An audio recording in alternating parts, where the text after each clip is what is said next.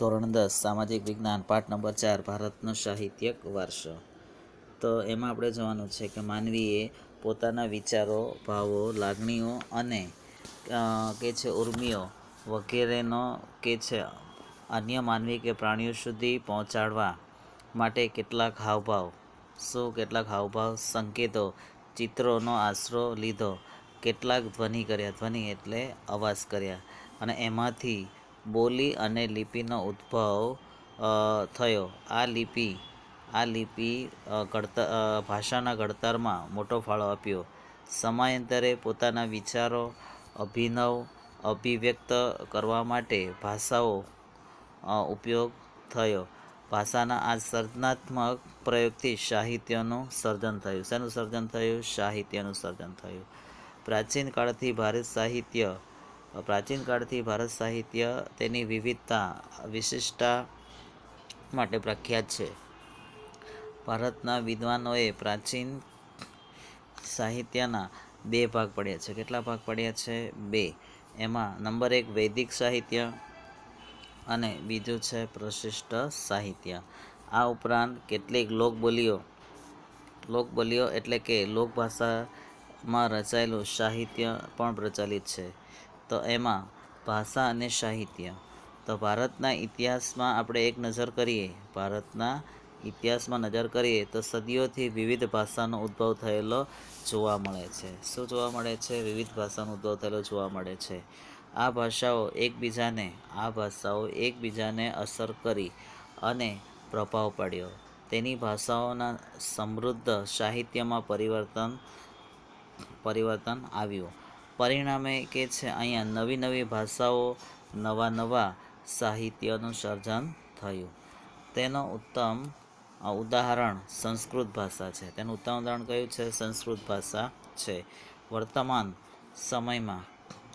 સમયમાં સંસ્કૃત ભાષાનો ઉપયોગ ઓછો છે, પણ કે છે ધાર્મિક કાર્યો અને પૂજા વિધિઓમાં સંસ્કૃત ભાષાનો ઉપયોગ આપણે જોઈએ તો થાય છે। સામાન્ય રીતે માનવી માટે તો અભિવ્યક્તિ કરવાની અને ઝીલવાની ઉત્તમ તક ભાષા જ પૂરી પાડે છે। કોણ પૂરી પાડે છે? ભાષા પૂરી પાડે છે।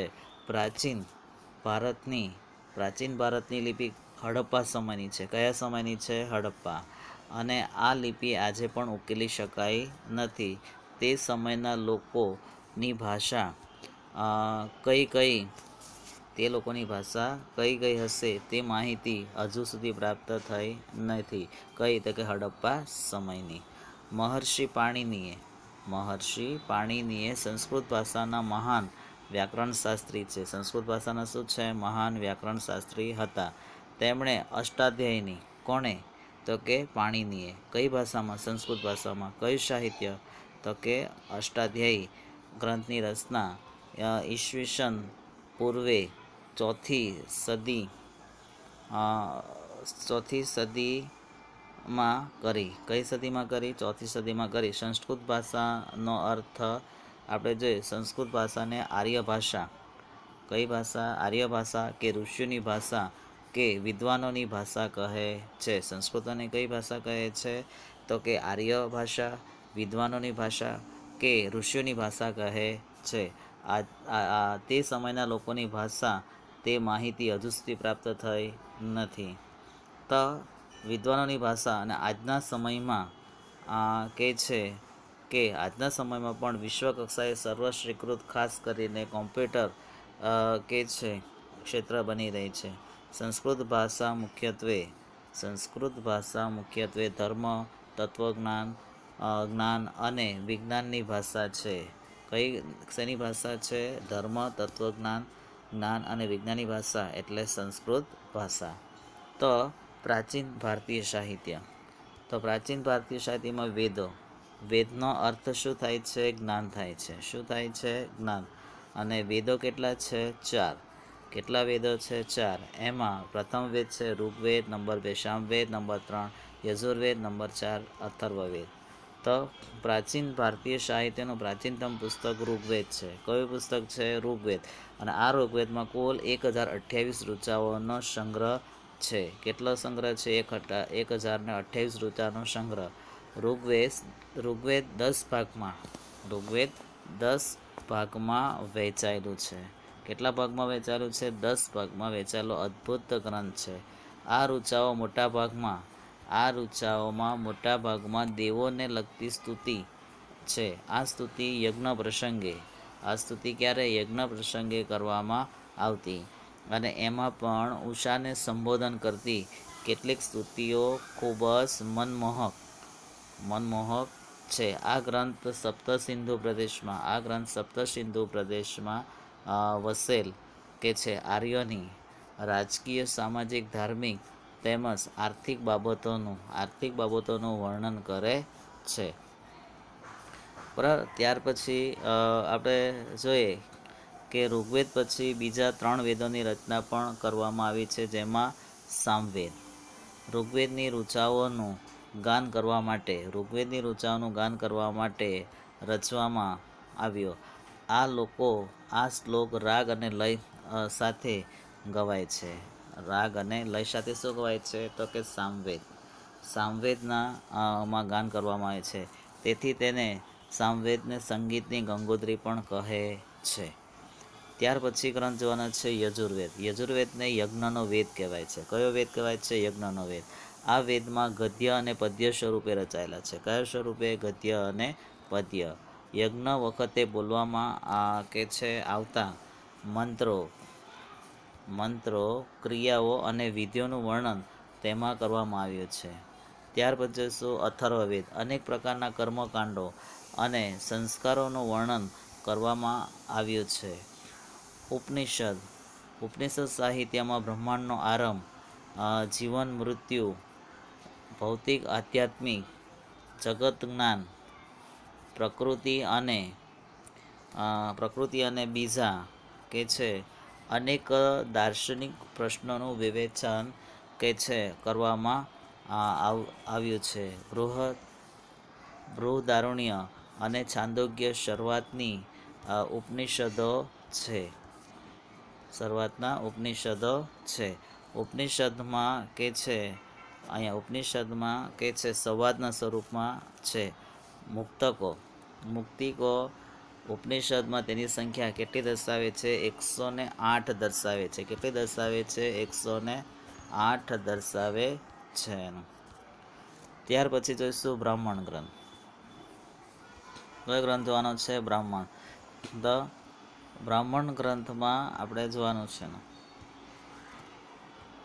તો વેદોના મંત્રોનો અર્થ સમજવા માટે તેના પર પદ સ્વરૂપમાં રચાયેલા ટીકાઓને બ્રાહ્મણ ગ્રંથમાં સમાવેશ થાય છે. શેમાં સમાવેશ થાય છે? બ્રાહ્મણ ગ્રંથમાં સમાવેશ થાય છે એમાં જુદા જુદા યજ્ઞો અને તેને લગતી વિધિઓ માટેનું માર્ગદર્શન આપવામાં આવ્યું છે.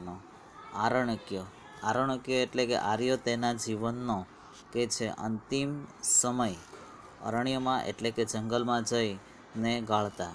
વન અથવા અરણ્યમાં આશ્રમ બાંધી અને સતત ચિંતન કરી અને રચાયેલા તત્વજ્ઞાનથી ભરપૂર એવા સાહિત્યને શું કહે છે? આરણ્યકો કહે છે. આરણ્યકોનો આપણને ખ્યાલ આવી ગયો. ત્યાર પછી જોવાના છે વેદાંગ. આ સાહિત્યમાં કર્મકાંડો ઉપરાંત જ્યોતિષ, વ્યાકરણ અને ખગોળશાસ્ત્રનો સમાવેશ થાય છે. ભારતમાં મુખ્ય 2 મહાકાવ્યો રામાયણ અને બીજું છે મહાભારત છે. તેઓ પ્રાચીન ગ્રંથો છે. તેવા કયા ગ્રંથો છે? પ્રાચીન. એમાં મહાકાવ્યોનું વર્તમાન સ્વરૂપ તે ઈસવીસન 2જી સદીમાં મળ્યો છે. રામાયણમાં અયોધ્યાના રાજવી શ્રી રામચંદ્રની કથા આપી છે. કોની કથા આપી છે? શ્રી રામચંદ્રની કથા આપી છે. આ મહાકાવ્ય મહાભારત કરતાં નાનું છે. તેમાં અનેક દિલચસ્પ ઘટનાઓ તથા સાહસોનું વર્ણન કરાયું છે. શેમાં વર્ણન કરાયું છે? તો કે રામાયણમાં. મહાભારતમાં લગભગ 1 લાખ કેટલા લાખ શ્લોકો છે? 1 લાખ શ્લોકો છે. તે વિશ્વનો સૌથી મોટો કાવ્યગ્રંથ છે. પરીક્ષામાં અગત્યનો પ્રશ્ન. પાંડવો અને કૌરવો વચ્ચે થયેલા યુદ્ધ તેનો મુખ્ય વિષય છે એનો. તે છતાં અનેક નાની મોટી વાર્તાઓનો પણ અહીંયા જોડી દેવામાં આવી છે. મહાભારતના શ્રીમદ ભગવદ્ ગીતામાં ગહન શ્રીમદ ભગવદ્ ગીતામાં ગહન દાર્શનિક વિવેચન પણ કરવામાં આવ્યું છે. તેમાં મોક્ષ પ્રાપ્તિના 3 માર્ગો, કેટલા માર્ગો? 3 માર્ગો. અને કયા માર્ગો છે? જ્ઞાન, કર્મ અને ભક્તિ માર્ગનું વિવેચન કરવામાં આવ્યું છે. રામાયણ અને મહાભારત બંને મહાકાવ્યો સદીઓ સુધી કરોડો લોકોના વિચારો, સાહિત્યનું સર્જન પર ગહન પ્રભાવ પાડ્યો છે. ભારતમાં સંસ્કારનું સિંચન પ્રેરક કાર્ય કર્યું છે. આ યુગમાં સંસ્કૃત ભાષામાં સંસ્કૃત ભાષામાં પુષ્કળ સાહિત્ય રચાયું, જેમાં ધાર્મિક, લૌકિક એવી બંને પ્રકારની રચનાઓનો સમાવેશ થાય છે. પુરાણોમાં આરંભિક વૈદિક ધર્મને સમજાવવા મુખ્ય ભૂમિકા ભજવી. આ સમયગાળા દરમિયાન અનેક શાસ્ત્રો અને સ્મૃતિ ગ્રંથો પણ લખાયા. શું લખાયા? શાસ્ત્રો અને સ્મૃતિ ગ્રંથો. આ શાસ્ત્રો વિજ્ઞાન અને તત્વજ્ઞાનના પણ ગ્રંથો છે. દાખલા તરીકે એમાં જોઈશું કૌટિલ્યનું અર્થશાસ્ત્ર વહીવટી વિજ્ઞાનની દ્રષ્ટિની કૃતિ છે. વિવિધ કક્ષાના ગણિત અને અન્ય વિજ્ઞાન સંબંધિત શાસ્ત્રના ગ્રંથો પણ લખાયા. સ્મૃતિ ગ્રંથોમાં ધર્મ દ્વારા અનુબોધિત કર્તવ્ય, રિવાજો અને નિયમો પણ આપવામાં આવ્યા છે. તદુપરાંત આપણે આગળ જોઈશું એનું તો પ્રારંભિક બૌદ્ધ સાહિત્ય પાલી ભાષામાં. કઈ ભાષામાં? પાલી ભાષામાં લખાયું. આ પાલી ભાષાને 3 ભાગમાં વહેંચાયેલું છે. તો તેને ત્રિપિટક તરીકે પણ ઓળખવામાં આવે છે. કયા નામ ઓળખાય? ત્રિપિટક તરીકે. જેમાં શુદ્ધ એટલે સૂત્ર, પિટક એટલે વિનય પિટક અને અભિધમ પિટકનો સમાવેશ થાય છે. એમાં કોનો સમાવેશ થાય છે? સૂત્ર પિટક, વિનય પિટક, અભિધમ પિટકનો સમાવેશ થાય છે. આ ઉપરાંત બૌદ્ધ સાહિત્યમાં પણ અનેક ગ્રંથો પણ લખાયા કહેવાય છે. ગુપ્ત યુગ કાવ્ય અને નાટકના વિકાસનો સુવર્ણ યુગ. કયો યુગ? સુવર્ણ યુગ કહેવાયો. આ સમયના મહાન લેખકોમાં કાલિદાસ, ભવભૂતિ, ભારવી, ભર્તૃહરિ, બાણભટ્ટ, માઘ ઇત્યાદિનો સમાવેશ થાય છે. આ તમામ ભારતભરમાં વિખ્યાત છે. જેમાં કાલિદાસ તો વિશ્વ પ્રસિદ્ધ કવિ છે. પોતાના ઉત્તમ કાવ્યકલા અને ઉત્કૃષ્ટ નાટ્ય શૈલી કુમારસંભવમ, રઘુવંશ, મેઘદૂત, ઋતુસંહાર, અભિજ્ઞાન, શાકુંતલ વગેરે કાલિદાસના ગ્રંથો છે. કોના ગ્રંથો છે? કાલિદાસના ગ્રંથો છે. તદુપરાંત બાણભટ્ટ લિખિત હર્ષચરિત સમ્રાટ હર્ષવર્ધનનું જીવન ચરિત્ર છે. કોનું ચરિત્ર છે? સમ્રાટ હર્ષવર્ધનનું જીવન ચરિત્ર છે. બાણે કાદંબરી ગ્રંથની રચના કરી. શેની રચના કરી? કાદંબરીની. આ સમયના અન્ય પ્રસિદ્ધ ગ્રંથોમાં ભવભૂતિનું ઉત્તરામચરિત, ભારવીનું કિરાતજુર્નેમ, વિશાખાદત્તનું મુદ્રા રાક્ષસ, સુદકનું મૃચ્છકટિકમ અને દંડીનું 10 કુમાર ચરિતનો સમાવેશ થાય છે. આ ગ્રંથોના મુખ્ય વિષયો રાજકીય ઘટનાઓ, પ્રણય એટલે પ્રેમ, પ્રસંગો, રૂપકો, હાસ્ય પ્રસંગો અને તત્વજ્ઞાન છે. પ્રાચીન યુગની જૂની પુરાણી ભાષામાં પદ્ય સાહિત્ય રચાય છે. કયું સાહિત્ય? પદ્ય સાહિત્ય રચાય છે.